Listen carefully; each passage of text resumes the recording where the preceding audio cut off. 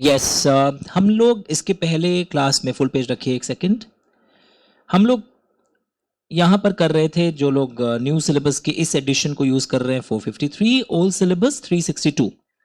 कल हम लोगों ने टाइप्स ऑफ ऑडिट देख रहे थे, statutory audit and classification of audit, basically structure wise, objective wise classification, periodicity wise classification, scope wise classification, subject matter wise classification. ये झूठ मूठ का ही बहुत ब्रेकअप कर दिया इन्होंने इसमें। आइए लेआउट, आज हम लोग फिर से आगे बढ़ेंगे। नाउ इंटरनल ऑडिट की बारे में बात हो रही थी, जहां पर भी आपके कल ये सब पेजेस दिखाई दे रहे थे। अब आइए आप ओल्ड न्यू सिलेबस वाले लोग पेज नंबर 456, अगर कोई ओल्ड सिलेबस का बच्चा अभी भी है 370। So what are we discussing now? Periodicity wise classification of audit, a very easy topic, no technicalities. Sir technical topics कौन से हैं? वापस रिपीट कर देता हूं, कंपनी ऑडिट का पूरा रेंज सेक्शन 138 से कॉस्ट ऑडिट तक टेक्निकल है। टेक्निकल टॉपिक इज कारो। टेक्निकल टॉपिक इज जो शुरू के 3 क्लासेस जहां पे वो true and fair view, types of audit report, contents of audit report, elements of audit report, professional scepticism, professional judgement, ये सारे सब्सटैंटिव प्रोसीड्यूर्स, कंप्लायंस प्रोसीड्यूर्स, ये टेक्निकल हैं। और ये इंस्टीट्यूट मैट वाले क्लासेस इजी बोरिंग टॉपिक्स है, पर वहां से भी 10 12 15 मार्क्स आ सकता है। So we are not leaving any stone unturned and doing everything. तो आइए, the topic goes like this. Topic का नाम देखो सबको अपने अपने किताबों में, पीरियोडिकल ऑडिट और final audit. Now final audit क्या होता है? ये साल के नाम से पता चल गया, ये एंड में कंडक्ट होता है, at the end of the financial year. कुछ ऐसा लैंग्वेजेस आपको भी मिलेगा, after the books of accounts have been closed, closure के बाद। तो यहां पर यूजुअली व्हाट हैपेंस, जो नॉर्मल ऑडिट जितने भी होते हैं वो ऐसे ही होते हैं। फाइनल ऑडिट जिसको हम बोलते हैं, यहां पे सैंपलिंग मेथड्स यूज होते हैं। आप सैंपलिंग वाले क्लासेस में पढ़ोगे, statistical sampling methods are use scientific तरीके से, because each and every item is not used here. Sampling methods are used here. Okay, पक्का? तो इसके एडवांटेज क्या लिखे हुए हैं अगर आपको कोई पूछे? कॉस्ट इफेक्टिव है, और प्लानिंग के बाद पूरा कामकाज प्लानिंग के साथ शुरू होता है, planned approach to work, and non interference with clients accounting work. यानी अकाउंट तो कैसे मेंटेन होते हैं, जैसे जैसे ट्रांजैक्शन हो रहे होते हैं, अकाउंट्स हो रहा होता है, तो उस समय जा जाके हम लोग डिस्टर्ब नहीं करते हैं। ओके, तो once their accounts are maintain, then we start our audit. देखो अब मैं हट जाता हूं, मिला आपको सब ऐसा कुछ लिखा हुआ? तो वेरी सिंपल, फाइनल ऑडिट का एडवांटेज क्या है कि हम क्लरिकल स्टाफ और अकाउंटिंग स्टाफ को बीच बीच में जाके डिस्टर्ब नहीं करते। रिकॉर्डिंग हो रही है ना? हाँ ठीक है। जब सारा ऑडिट हो जाता है तब जाकर हम कामकाज इस तरह शुरू करते हैं। सिंपल, बट इसका एक डिसएडवांटेज भी है। मैं अज्यूम कर रहा हूं सिमिलर नोट्स मिल जा रहे हैं, वरना बाद में इसकी पीडीएफ भी भेज दूंगा। डिसएडवांटेज इज दैट कि हमें बाद में पता चलता है, अकाउंटिंग ट्रांजैक्शंस रिकॉर्ड होने के बाद, बहुत देर बाद, एंड में, क्योंकि ऑडिट शुरू हुई है, तो रिस्पॉन्सिबिलिटी को पिन पॉइंट करना कि किसकी गलती थी नहीं थी, वो मुश्किल हो जाता है। That all the errors and frauds are found at the end of the accounting year, which makes it very difficult to fix responsibility for defalcations. It delays the presentation of audited financial statements to the shareholders, and to prevent the delay, the auditor uses sampling testing. और sampling testing का एक disadvantage होता है कि कई errors हो सकता है हमारे पकड़े ही ना जाए। सैम्पलिंग रिस्क भी होती है कि जो आइटम हमने चेक किया वहां सब कुछ सही था, पर और तो बहुत सारे आइटम्स हमने नहीं चेक किए, हो सकता है वहां गलती और वो नजरअंदाज हो जाए। तो आई होप यूर अंडरस्टैंडिंग। सबसे पहले फाइनल ऑडिट कब होता है? मेरे संग संग बोल लो, घर में भी जो बैठे हैं, Ritika, Shivam, Prateek, Saloni, etcetera, Archi, everyone, that final audit is conducted at the end of the accounting period, after the books of accounts are closed. Advantage क्या होता है कि वो डे टू डे रूटीन में हमारे को डिस्टर्ब नहीं करते हैं, और डिसएडवांटेज एक बहुत बड़ा है यहां पर कि बहुत दिन बाद एरर पता चलता है। That is another very big disadvantage. उसी तरह एक इंटरिम ऑडिट बोल के भी कॉन्सेप्ट यहां पर आया है। ये दो एनुअल ऑडिट्स के बीच में इंटरिम ऑडिट कंडक्ट करवाया जाता है, मे बी फॉर क्वार्टर और हाफ ईयरली ऑडिट और क्वार्टरली ऑडिट। ओके, यूजुअली ऐसे ऑडिट्स कब होते हैं? सपोज हमारी कंपनी मर्जर अमेलगमेशन के लिए जा रही है, नोट्स नहीं मिला, टेंशन में मत आइए, यहां दिख रहा है तो क्लियरली ओल्ड सिलेबस के पेज नंबर्स भी दिए हुए हैं, न्यू सिलेबस में इस एडिशन में मेरी बुक में 456 है, आगे पीछे हो सकता है थोड़ा। सो व्हाट इज रिटन कि इंटरिम ऑडिट जो है ना, मेरी बात सुनो, इंटरिम ऑडिट का जो कॉन्सेप्ट यहां पर दिया हुआ है, ये क्वार्टरली या हाफ ईयरली पीरियोडिक ऑडिट जा रहा है, ठीक है। यूजुअली कब होता है ये? मर्जर्स एंड अमालगमेशंस के समय, वैल्यूएशन के समय, वैल्यूएशन ऑफ शेयर्स के समय, डिक्लेरेशन ऑफ डिविडेंड के समय भी इंटरिम ऑडिट पिक्चर में आ जाता है। तो यहां पर कब यूजफुल होता है लिखा हुआ है, डिटर्मिनिंग गुडविल, गुडविल वैल्यूएशन के समय भी, या कोई फ्रॉड हुआ है उस फ्रॉड के इन्वेस्टिगेशन के लिए भी यूज हो सकता है, या बैंक लोन्स यूज करने के लिए भी।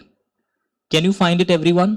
सो interim audit is usually between two annual audits. तो कई बार एमसीक्यू आ जाता है, dash audit is between two annual audits, that is interim audit. It can be quarterly, half yearly, okay, what ever is the case. और ये examples लिखा आपने।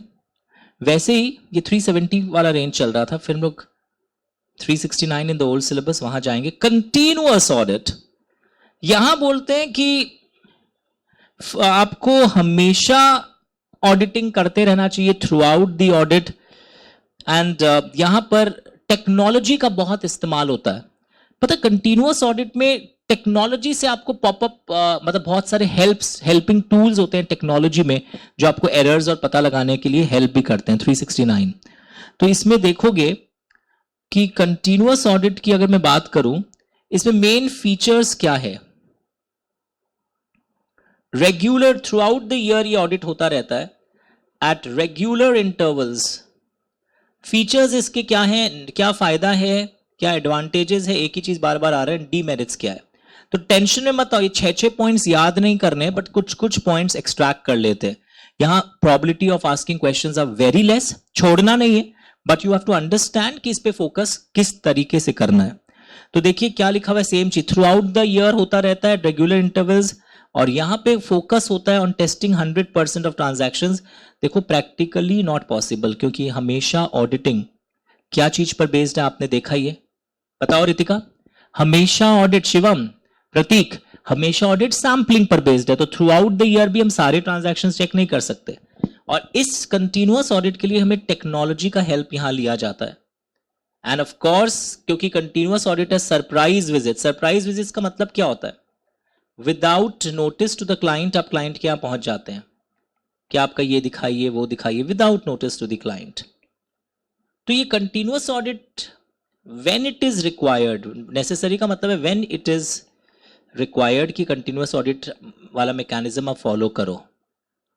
तो try to understand features क्या क्या है कंटिन्यूअस ऑडिट का, कि थ्रू आउट द ईयर ये प्रोसेस चलता रहता है and you test 100% of the transactions.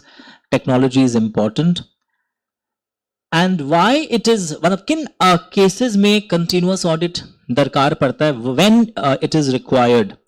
तो देखो language, internal controls are inadequate, internal controls अच्छे नहीं हैं इसलिए दरकार पड़ता है। और आपके बहुत सारे ट्रांजैक्शंस हैं, आप साल के एंड में अगर ऑडिट शुरू करोगे तो उतने कम टाइम में ऑडिट रिपोर्ट रेडी नहीं होगी। Transactions are in large numbers, okay. ये मेन 2 कारण हो सकते हैं, तीसरा कारण मुझे उतना दमदार नहीं लगा। एडवांटेज क्या दिया हुआ है continuous audit, I really appreciate इसका एडवांटेज। बोलते एरर्स जल्दी पता चल जाता है, बिकॉज एक प्रॉब्लम क्या आया था उस वाले ऑडिट में, पीरियोडिक ऑडिट में जो साल के एंड में होता है फाइनल ऑडिट, वहां बाद में पता चलता है, अर्ली लोकेशन। और जब अर्ली एरर्स पता भी चल जाता है तो क्विक रेक्टिफिकेशन। ऊपर से आपका क्योंकि कंटिन्यूअस चल रहा था तो आपके ऑडिटेड अकाउंट्स टाइमली कंप्लीट हो जाता है, और क्योंकि रेगुलर सुपरविजन चल रहा होता है तो आपका स्टाफ के ऊपर भी एक अच्छा मॉरल चेक बना रहता है। Are you understanding this? This is advantages of continuous audit. देखो सारे पॉइंट्स याद नहीं किए जाते, वो पढ़ते पढ़ते डेवलप हो जाते हैं। नाउ डीमेरिट्स अगर मुझे कोई बोले what are the demerits of continuous audit, तो यहां पर क्या क्या दिख रहा है? कॉस्टली हो जाता है कि बहुत इंटरफियरेंस स्टाफ के संग बार बार आप बोलते अभी आज मैं फिर आ गया, work is too mechanical and repetitive. ये कुछ अच्छे इजी पॉइंट्स हो सकते हैं, चेक कर लीजिए that what are the demerits of continuous audit. Costly, too much interference, too much mechanical. I'll wait. सभी बुक्स में है ऑलमोस्ट, वरना ये पीडीएफ भी मुझसे मंगवा लीजिएगा अगर कोई के पास नहीं हो ये वाली बुक अभी तक।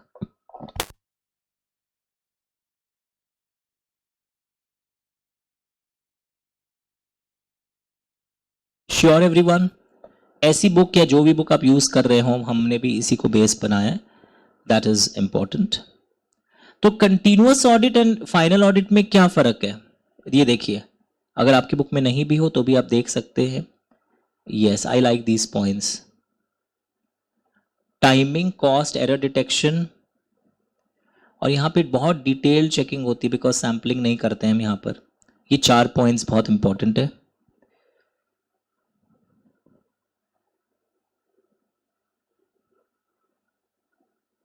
मॉरल प्रेशर कंटिन्यूअस में ज्यादा होता है, मॉरल प्रेशर कंटिन्यूअस ऑडिट में ज्यादा होता है।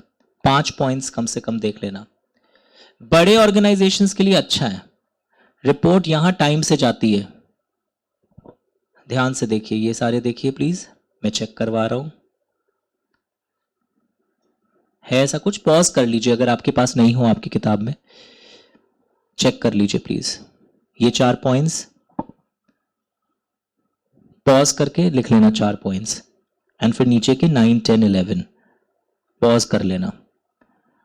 अब ये एक पैराग्राफ है, वो सिर्फ न्यू सिलेबस में आया है, वो अलग से हम लोग न्यू सिलेबस में एक्सक्लूसिव टॉपिक्स फिर से करेंगे।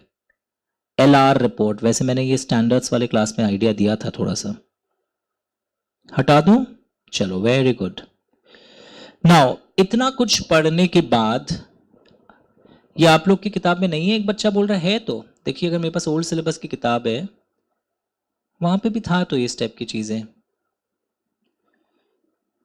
Yes, yesterday we did. ये देखिए कंटिन्यूअस ऑडिट, एनुअल ऑडिट या पीरियोडिक ऑडिट जो भी आप बोलते हैं, I saw such type of topics even there. एक बार चेक कर लेते। यस, था ना, पेज नंबर कितना में था? 369 में advantages, necessary, basic features of continuous audit, demerits थे तो इस टाइप की चीज। फाइनल ऑडिट, इंटरिम ऑडिट था तो सारा ही तो था। हाँ, वो टैबुलर डिफरेंस बस नहीं था तो कोई खास फर्क नहीं पड़ता उससे। ऐसे भी मुझे पर्सनली वो क्वेश्चंस एग्जाम ओरिएंटेड नहीं लग रहे। नाउ चलो आगे बढ़ते हैं। तो this we have seen in old syllabus as well as new syllabus. वैसे ही आज बस ये नहीं था ना जो मैंने आपको ये डिफरेंस दिखाया था, आने के चांस भी बहुत कम हो जाएंगे फिर तो ओल्ड वालों के। तो now scope wise classification of audit लिखो, प्योर थ्योरी कुछ भी नहीं है। कंप्लीट ऑडिट में बोल रहे हैं कि सारे चीजों को चेक करेगा, कोई मैनेजमेंट उस पर रेस्ट्रिक्शन नहीं लगा सकता। वो हम लोग कल भी पढ़े थे कि ऑडिटर के स्कोप पर मैनेजमेंट के द्वारा रेस्ट्रिक्शंस नहीं लग सकते। पार्शियल ऑडिट में it restricts the scope to certain aspects only. और डिटेल्ड ऑडिट में क्या होगा? ऑडिटिंग इन डेप्थ, या जिसको हम लोग बोलते हैं एग्जामिनेशन इन डेप्थ, कि देखेंगे कुछ आइटम्स पर जो देखेंगे उसको बहुत डिटेल में देखेंगे। तो complete and detailed audit are not same. Complete audit का मतलब है बिजनेस के सारे एस्पेक्ट्स को देखना। डिटेल्ड ऑडिट का मतलब है few transactions are examined from beginning to the end. ये सभी बुक्स में है ये वाला चीज भी बता रहा हूं, ओल्ड के पेज नंबर्स। एक मिनट, ओल्ड वाले लोग टेंशन में आ गए, उनके पेज नंबर्स भी बता दे रहा हूं, पढ़ाई पूरी सेम है। ओल्ड में ये था page number 371, complete audit, partial audit, detailed audit, मतलब जिसको ऑडिटिंग इन डेप्थ भी बोलते हैं। Are you getting it? यहां लिख दूं पेज नंबर? एक सेकेंड, ओल्ड वाले में इट इज 371 ओल्ड बुक्स. लोगों को लगा डिटेल्ड ऑडिट मतलब कि एक एक आइटम चेक करना. नहीं, जो देखोगे इनिशियल स्टेज एक ट्रांजैक्शन का, सपोज किसी को पेमेंट करना है तो पेमेंट करने के लिए कब माल आया था, किसने माल को ऑर्डर दिया था, ऑथोराइज था क्या, माल एंट्री हो गया क्या, क्वालिटी इंस्पेक्शन हो गया है क्या, पेमेंट हुआ है क्या, बैंक स्टेटमेंट देखो कोई आउटस्टैंडिंग तो नहीं. और यानी एक एक स्टेप को शुरू से लेकर एंड तक देखा जाता है डिटेल्ड ऑडिट में. ओके, उसी तरह नाउ कुछ और क्लासिफिकेशंस भी हैं. Operational audit, in old syllabus it is 368. और इस टाइप के टॉप पॉइंट्स आएंगे. सोशल ऑडिट, पेज नंबर्स लिखा हुआ था, मैंने कल भी बताया था. Propriety audit, forensic audit I have explain to you yesterday, आज मार्क कराऊंगा वापस. 368, 204, HR audit, information system audit, environment audit. तो ये चलो बस कंप्लीट कर लेते हैं कल का जो ये बचा हुआ था. तो आइए, now we are talking about operational audit. तो यहां से है ना लॉन्ग क्वेश्चंस नहीं आते, MCQs आर आस्क्ड. ये सब जोन से टाइप्स ऑफ ऑडिट से छोटे छोटे MCQs आते हैं. तो ऑडिटिंग इन डेप्थ को डिटेल्ड ऑडिट बोलोगे या कंप्लीट ऑडिट बोलोगे? डिटेल्ड ऑडिट बोलोगे. ना ऑपरेशनल ऑडिट में क्या होता है, देखो आप बेसिकली कंपनी के ऑपरेशंस का ऑडिट कर रहे हैं कि क्या एफिशिएंसी या इकोनॉमी है, कहीं वेस्टेजेस तो नहीं है, आपके ऑपरेटिंग स्टैंडर्ड्स को आप कंपेयर करेंगे. तो देखिए all the operations are examined. यहां पर आप कंट्रोल स्ट्रक्चर को देखते हैं, कंट्रोल्स, कंपनी के कंट्रोल स्ट्रक्चर को देखते हैं, और क्या कंपनी के जितने भी department, purchase department, sales department, वो प्रिस्क्राइब स्टैंडर्ड्स एंड जो प्रोसीड्यूर्स मैनेजमेंट ने ले डाउन किया है, सपोज परचेज को लेकर, सेल्स को लेकर, ये सारे स्टैंडर्ड्स को फॉलो किया जा रहा है या नहीं किया जा रहा है. तो MCQ में पता है क्या आएगा? डैश प्रोवाइड्स, जो इट है ना इसकी जगह डैश आएगा कि dash provides an appraisal whether department is operating according to standards, prescribe standards. तो ऑपरेशनल ऑडिट में ये देखते हैं. फाइनेंशियल एस्पेक्ट्स की जगह basically standards of efficiency. Standards words is very important, याद रखना. जब हम स्टैंडर्ड्स ऑफ एफिशिएंसी और इकोनॉमी मेंटेन हो रहा है क्या, स्टैंडर्ड्स जब आए MCQ में, तो इन स्टैंडर्ड्स के कंपैरिजन में हमारा कैसा परफॉर्मेंस है हम ये देखते हैं. हम यहाँ इंप्लीमेंटेशन सिस्टम्स, कंट्रोल्स, ये सब देखते हैं. तो ऑपरेशनल ऑडिट में what is happening, operational audit में हम स्टैंडर्ड्स को देखते हैं. मतलब कंपनी ने क्या स्टैंडर्ड सेट किया था सपोज परचेज फंक्शन के लिए, और हमारे एक्चुअल ऑपरेशंस कैसे हो रहे हैं, ये सब हम देखते हैं कि हमारा परचेज फंक्शन इनएफिशिएंट तो नहीं है. तो ये होता है ऑपरेशनल ऑडिट. ओके, कहीं कंपनी में कोई कैपेसिटी है, आइडल कैपेसिटी तो नहीं पड़ी हुई है, कैपेसिटी यूटिलाइजेशन को चेक करता है. It checks whether capacity utilisation has been achieved और वेस्टेज. तो यहां इट पर MCQ आ जाता है कि कौन से ऑडिट में कैपेसिटी और की चेकिंग होती है, ऑपरेशनल ऑडिट में. याद रखना. Is it okay? Sure everyone? तो बेसिकली जो बड़ी बड़ी कंपनीज होती है ना, जिसके पूरे अक्रॉस द ग्लोब बहुत सारे यूनिट्स हैं, शॉप्स हैं, ब्रांचेस हैं, तो लार्ज ज्योग्राफिकली वास्ट एंटिटीज में ये ऑपरेशंस को कंट्रोल करने में और गैप्स को भरने में काम आता है ऑपरेशनल ऑडिट. तो लर्न नहीं करना है.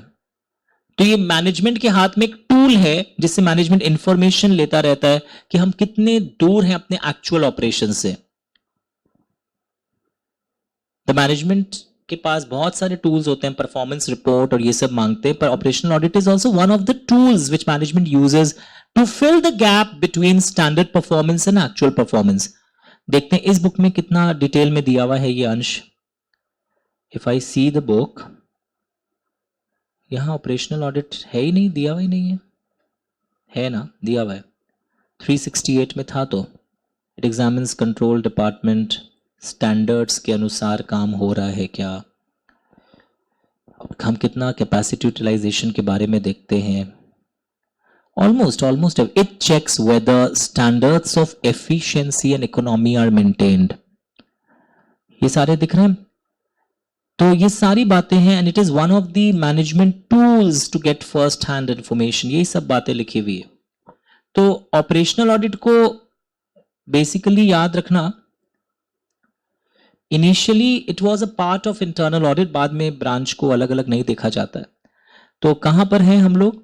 ऑपरेशनल ऑडिट के बारे में हम लोग पढ़ रहे थे। तो यू मस्ट अंडरस्टैंड क्या इसका रोल है। इसका मेन रोल क्या है कि एक्चुअल ऑपरेशंस हमारे ऐसे हैं, स्टैंडर्ड हमने ये फिक्स किया था, ये हमारे डेफिशिएंसीज है, इनएफिशिएंसीज है, ये गैप को फिलअप करना है। तो ये मैनेजमेंट के हाथ में एक अच्छा जरिया है जिससे मैनेजमेंट इन चीजों को भर सकता है। ओके, उसी तरह अब एक नेक्स्ट नाम आया है सोशल ऑडिट। आपको पता है, आजकल पेज नंबर्स लिखे हुए हैं ओल्ड बुक के, देखिए। आपको पता है सोशल ऑडिट का कॉन्सेप्ट क्या है? यू मस्ट हैव हर्ड कि बड़ी बड़ी कंपनीज, कुछ कुछ कंपनीज को, अपने लॉ में पढ़ा था, कारों में पढ़ा था कि कुछ कुछ कंपनीज को सीएसआर स्पेंड करना पड़ता है। सीएसआर प्रोजेक्ट शेड्यूल 7 में लिस्ट दिया हुआ है। I am assuming you know what is CSR. Every company जिसकी नेटवर्थ इतने करोड़ के ऊपर हो, टर्नओवर इतने करोड़ के ऊपर हो, या नेट प्रॉफिट्स 5 करोड़ या उसके ऊपर हो पिछले साल, तो उसको इस साल सीएसआर स्पेंड करना होगा। कितना? Minimum 2% of average net profits of last 3 years. कई कंपनीज इच्छा से करते हैं सीएसआर स्पेंड, तो बोलते हैं अगर आप सीएसआर पे इतना स्पेंडिंग कर रहे हो तो एक्चुअली में ये ऑडिट भी तो होना चाहिए कि जो एक्सपेंडिचर आप कर रहे हो उसमें एक्चुअली में लग रहा हो कितना पैसा स्पेंड हो रहा हो। The reported expenditures, actual money spent उतना हुआ है ना, चेक करो। तुम तो दिखा रहे हो मैंने 4 लाख खर्चा कर दिया, पता चलेगा उस सोशल प्रोजेक्ट पे 4 लाख खर्चा ही नहीं हुआ था। समझ में आ रहा है आपको? सोशल वेलफेयर एक्चुअली में अचीव हुआ है क्या? तो these are auditing the records relating to social responsibility, और क्या इंपैक्ट आया है ऑर्गेनाइजेशन का ऑन द सोसाइटी इस प्रोजेक्ट से। तो इट इज नॉट मैंडेटरी। अब सीएसआर में कुछ कुछ जगह वो मैंडेटरी आने लगा, वैसे इस मैंडेटरी नहीं है, पर बिजनेस हाउसेस कई बार वॉलंटरीली ये काम करते हैं। सीएसआर का इंपैक्ट देखना चाहते हैं कि आपने जो खर्चा किया है एक्चुअली में इतना खर्चा हुआ है क्या, and what is the appraisal, what is the impact of this organisation on the society. मैं ये भी यहां पर देखूंगा कि क्या इंपैक्ट आ रहा है। Even that will be seen here. Is it okay? Sure everyone? Check कर लीजिए, मैं वेट कर लेता हूं। I will wait. बहुत सिंपल है कि जो हम लोग खर्चा कर रहे हैं उतना एक्चुअली में हुआ है क्या, और क्या कुछ फायदा हुआ है इस टाइप के प्रोजेक्ट से। इंपैक्ट को असेस कर रहा जा रहा है यहां पर। Start reading.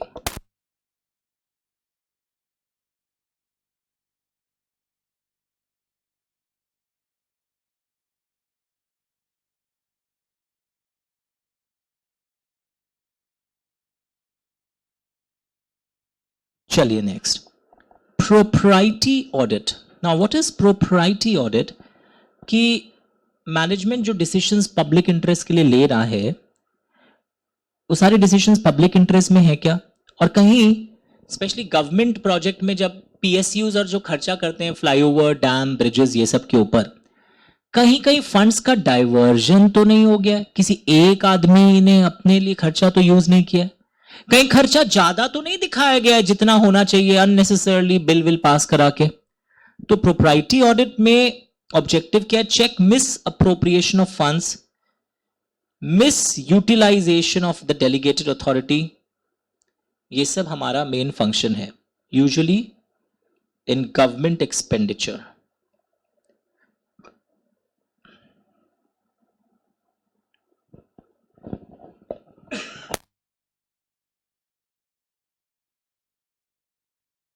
Okay, sure everyone? Turn the page. So in India, propriety audit is not separately practiced. However, Companies Act, कारो, उसमें कई प्रोविजंस ऐसे हैं कि आपको लगेगा प्रोप्राइटी एलिमेंट्स डिस्कस हो रहा है। मतलब प्रोप्राइटी ऑडिट का एक और कॉन्सेप्ट क्या होता है कि आप बेसिक जो बिजनेस में बिहेवियर आपको मेंटेन करना चाहिए था वो आप फॉलो कर रहे हैं क्या, लोगों से अगर आप पैसा ले रहे हैं टाइम से चुका रहे हैं क्या। तो ये सब कारों में भी हम लोग जब पढ़ोगे तो ऐसे कई पॉइंट्स आते हैं, repayment of loans etcetera, IPO का पैसा उठाए हो पर यूज नहीं कर रहे हो ठीक से, तो ये सब चीज प्रोप्राइटी एस्पेक्ट्स के एलिमेंट भी हो जाते हैं। तो व्हाट इज प्रोप्राइटी ऑडिट, वापस बता देता हूं। In propriety audit we check whether the funds are misappropriated, any misutilization of the powers. Basically यहां पर जो डिसीजंस लिए जा रहे हैं वो सारे डिसीजंस हमारे जो रूल्स हैं या पावर किसी बॉडी को दिया गया था, वो सारे चीजों को फॉलो करके ही ले रहा है ना, that is the concept of propriety audit. ये सोल प्रोप्राइटरशिप ऑडिट नहीं है। एमसीक्यू में लोग लिख के आ जाते हैं propriety audit means sole proprietorship audit, wrong. यहां हमें देखना पड़ रहा है जो बेसिक रूल नियम कानून है उसको हम फॉलो कर रहे हैं क्या, कहीं फंड्स मिस अप्रोप्रिएट तो नहीं हो रहा है, कैश का डाइवर्जन तो नहीं हो रहा है। This is basically propriety audit. Similarly forensic तो कल मैंने आपको बता दिया था कि फोरेंसिक में हम ये सब यूज करते हैं, आपको कल भी बताया था। Now we will discuss performance audit, secretarial audit, HR audit, बहुत सिंपल सिंपल टॉपिक्स है, IAS audit, environmental audit. Okay, तो पहले काम करो, ये कर लो, एनवायरमेंट ऑडिट आ जाओ, पेज नंबर्स देख लो ओल्ड सिलेबस का, न्यू में इट इज 462 और समथिंग लाइक दैट। कम लिख लीजिए इसको, बहुत सिंपल है कि पोल्यूशन आपकी ऑर्गेनाइजेशन ज्यादा कॉस्ट तो नहीं कर रही है कि इतने सारे पोल्यूशन लॉज है, नाम वाम दिए हैं कॉमा दे के सेकंड पैराग्राफ में, उसका कहीं वायलेशन तो नहीं हो रहा है। एनवायरमेंटल कॉस्ट आपके कितने आ रहे हैं, मतलब बेसिकली इम्पैक्ट क्या आ रहा है, आपने इतना ज्यादा पोल्यूशन कॉज किया है कि आपके ऊपर पेनल्टी फाइन्स ये सब तो नहीं लगता, और आपने क्या करेक्टिव एक्शंस लिया है कि किस तरह आप eco friendly business practices develop कर रहे हैं या नहीं कर रहे हैं, ये सब यहां पर आ रहा है। तो एक लाइन लिख लीजिए, ऑल्सो लिख लेना, whether the organization has developed eco-friendly business practices। Carbon gas emissions आपके यहां से कितने होते हैं लिख रहे हो, whether, पहले कॉपी कर लो। तो ये एमसीक्यू में याद रखना, propriety audit is not sole proprietorship audit, या ऑपरेशंस ऑडिट में आप स्टैंडर्ड से कंपेयर करके एक्चुअल ऑपरेशंस में क्या आपकी बॉटलनेक्स हैं, कमी है। तो ये लॉन्ग क्वेश्चन वाले मार्किंग्स नहीं, all are short 2 to 1 mark questions, ताकि पेपर ब्लॉक नहीं हो। पेपर तो वहां से आएगा, मैंने बार बार बोल दिया आपको, मतलब योर अगर 50-60 मार्क्स का, 60 मार्क्स का अगर ऑडिट आता है, 45 मार्क्स तो आपका मेरे नोट्स वाले जोन से आएगा। ये 15 मार्क्स के लिए हम लोग इतना मेहनत कर रहे हैं ताकि ये 15 में भी हमारे 15 आ जाए। आम जनता छोड़ के जाता है पर हम ये करके जाएंगे। मैंने एक एमसीक्यू पीडीएफ भी आपके व्हाट्सएप और ईमेल में भेजा है, एमसीक्यू क्वेश्चंस ऑन ऑडिट, ये सारे टॉपिक्स पर, इंस्टीट्यूट मैट वाले, वो जरूर मंगवाना और करना मेरे से बाद में, once I complete the markings. हटा दूं,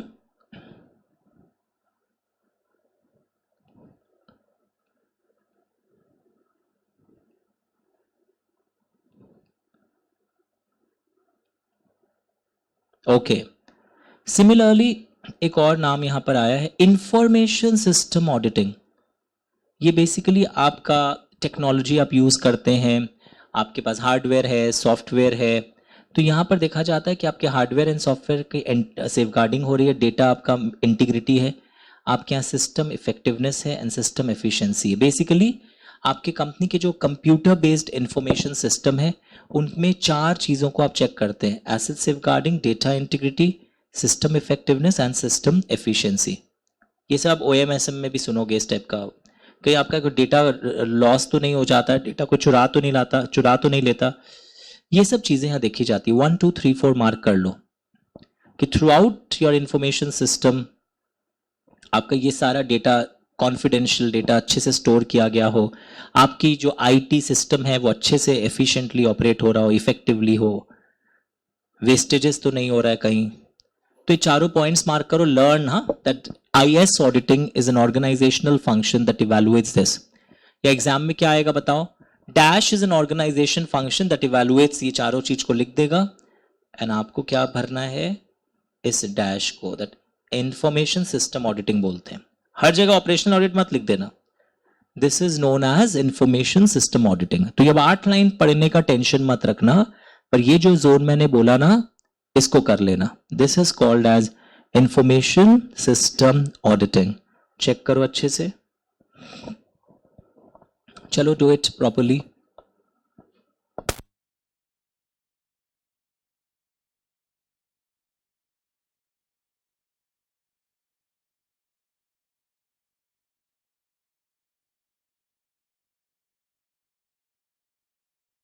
चलो, very good. So IS auditing done, environmental auditing also done, performance audit, secretarial audit, HR audit. अब टैक्स ऑडिट कहां पढ़े हो बताओ, ये सेक्शंस टैक्स टीचर, ये ओल्ड सिलेबस के बुक में शायद नहीं है तो कोई प्रॉब्लम नहीं है, आप टैक्स ऑडिट ऑलरेडी जानते हैं। Now what is management audit, एक शब्द आएगा, एक मिनट यहां देख लेते हैं। ये देखो कंटिन्यूअस ऑडिट, ये ओल्ड का बुक मैं दिखा रहा हूँ, दोनों इसलिए दिखा रहा हूँ, अभी भी कई लोग ओल्ड वाले बुक से भी पढ़ते हैं, अपने भाई बहन के बुक से, उनको भी हेल्प मिल जाएगा। Just a second. Management audit is basically कि मैनेजमेंट के डिसीजंस कितने अच्छे थे, कितने इफेक्टिव थे, ये सब की ऑडिटिंग आप करते हैं।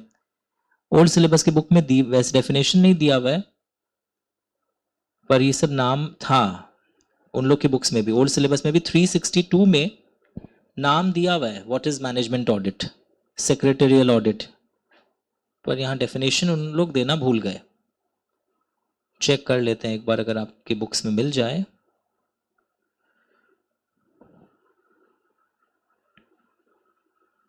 Late me check.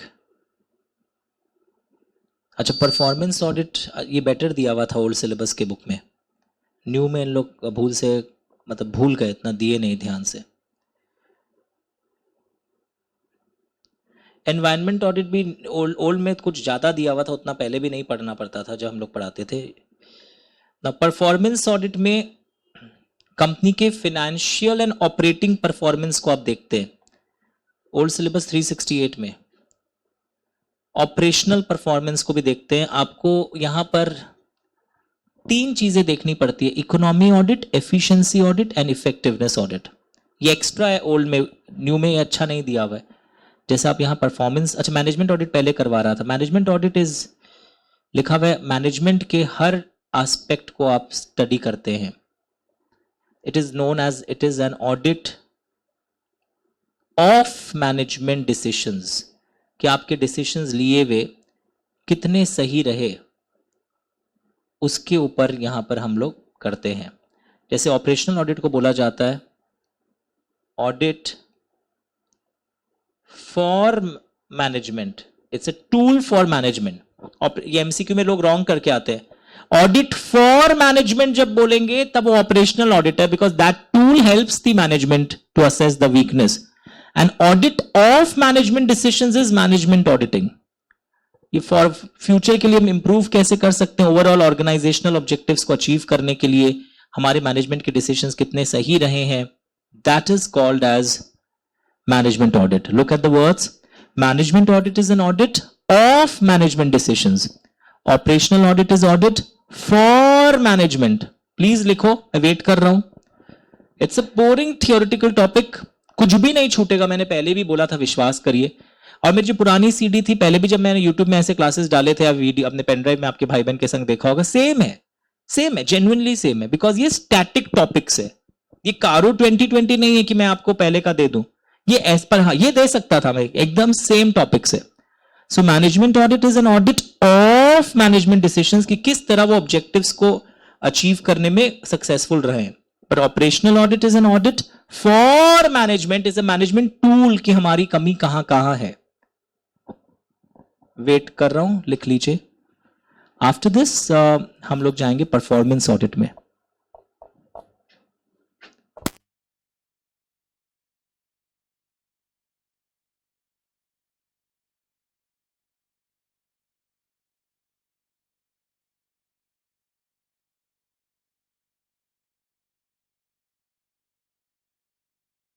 चलिए, वेरी गुड। पॉज कर लीजिए, अगर आपकी स्पीड कम है तो आप पॉज करके लिख लीजिए। ये ऑडिट फॉर को अलग इंक से लिखना। नाउ यहां पे हम लोग देख रहे थे performance audit, basically government agencies, government के खर्चों का परफॉर्मेंस ऑडिट करना बहुत जरूरी है, कि एक्चुअली वो अपने गोल्स को अचीव कर पाए हैं क्या मेहनत करके, या खर्चा लगते गया और काम हुआ नहीं है कुछ। तो this is in government agencies. ये कहां लिखा हुआ है सर? लुक हियर एवरीवन, यहां एक लाइन लिख लो, बेसिकली इन गवर्नमेंट एजेंसीज।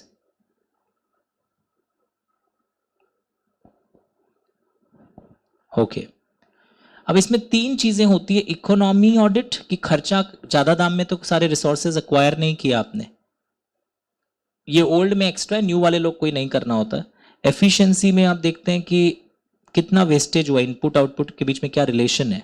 और इफेक्टिवनेस में आप देखते हैं कि ओवरऑल जिस उद्देश्य से आपने खर्चा किया था वो ऑब्जेक्टिव्स अचीव हुआ या नहीं हुआ। ओनली ओल्ड सिलेबस वालों को ये स्कोप में एक्स्ट्रा पॉइंट्स पढ़ने पड़ते थे, क्योंकि उनके एग्जाम में आया हुआ है कि in efficiency cum performance audit what is difference between economy and effectiveness. सब एक ही लग रहा है। फुल पेज करो। न्यू वाले लोग 10 सेकंड के लिए वेट करो बस।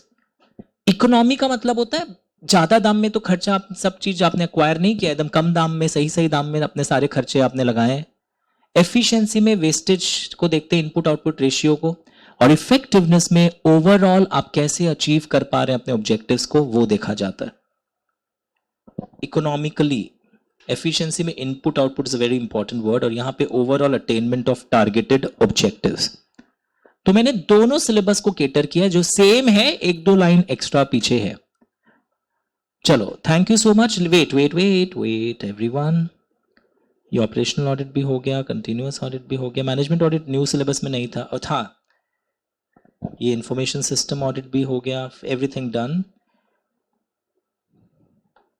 नाउ ये स्टैट्यूटरी रिपोर्ट बोल के कुछ था ओल्ड सिलेबस में, ये हट गया, कंपनी लॉ में ये चेंज कॉन्सेप्ट ही। और ये स्टैट्यूटरी ऑडिट, ये सब नहीं पढ़ने की दरकार है आपको। Now look here, in the new syllabus there are 2 extra topics, जो ओल्ड सिलेबस में भी है, उसके पेज नंबर्स अलग है।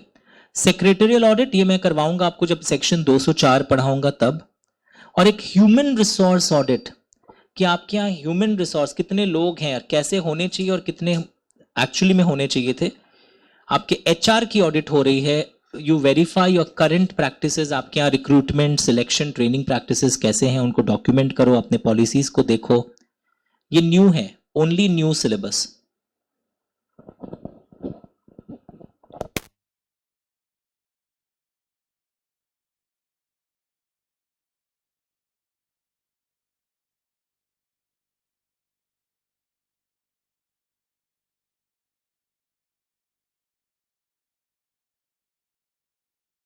ये सिर्फ न्यू सिलेबस में है, ओल्ड सिलेबस वाले बच्चों को ये नहीं करना पड़ता था।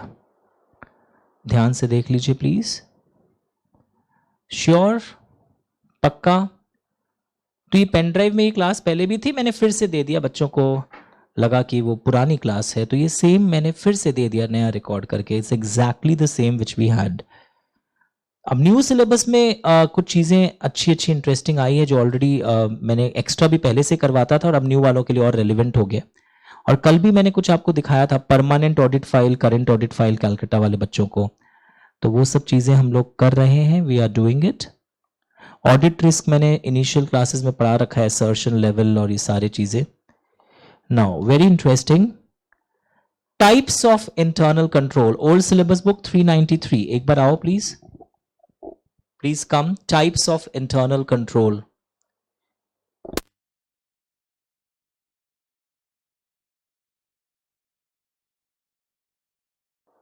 Okay, layout please. Now, types of internal control. Can you find it, everyone? In the new book, it is 483. 483. और अगर मैं black and white book से आपको दिखाऊं, 393. ये लिखो न्यू सिलेबस 483, ओल्ड सिलेबस 393। अंदर से सेम है टाइप्स ऑफ कंट्रोल। ये सब थियोरिटिकल है, जो कम आते हैं सब छोड़ दें, वो आपके ऊपर है, मैं तो करवाऊंगा भाई एक एक चीज। Techniques and evaluation of internal control, inherent limitations of internal control, दिख रहा है ये सब चीजें आपको दिखना शुरू हो गई। उसी तरह आपको एक और भी टॉपिक्स मिलेंगे आने वाले वीडियोस में। एंड दिस डिफरेंस, ये सिर्फ न्यू सिलेबस में एक अच्छा डिफरेंस दिया हुआ है। फुल पेज कर दो एक बार, it's a good one. New syllabus में एक अच्छा डिफरेंस दिया हुआ है। इंटरनल ऑडिट आपने पढ़ा है मेरे से, section 138। It's a part of internal control, याद आ रहा है, जो चेक करता है कि इंटरनल कंट्रोल के बाकी पार्ट्स कैसे ऑपरेट हो रहे हैं। इंटरनल कंट्रोल हो गया तो overall plan, system, everything. And internal check क्या होता है, ये इस तरह आप अपने वर्क को अरेंज करके रखते हैं कि हर वर्क का कंट्रोल एक आदमी के पास नहीं है, एंड सब आदमी किस तरह एक दूसरे को सपोर्ट करते हैं।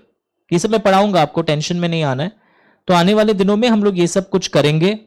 और जो कैलकाटा वाले स्टूडेंट्स हैं उनको उनके ओल्ड सिलेबस बुक से और भी कुछ क्लासेस भेजी गई है, आप एक बार ये वीडियो के बाद ऐप में जरूर चेक करिएगा।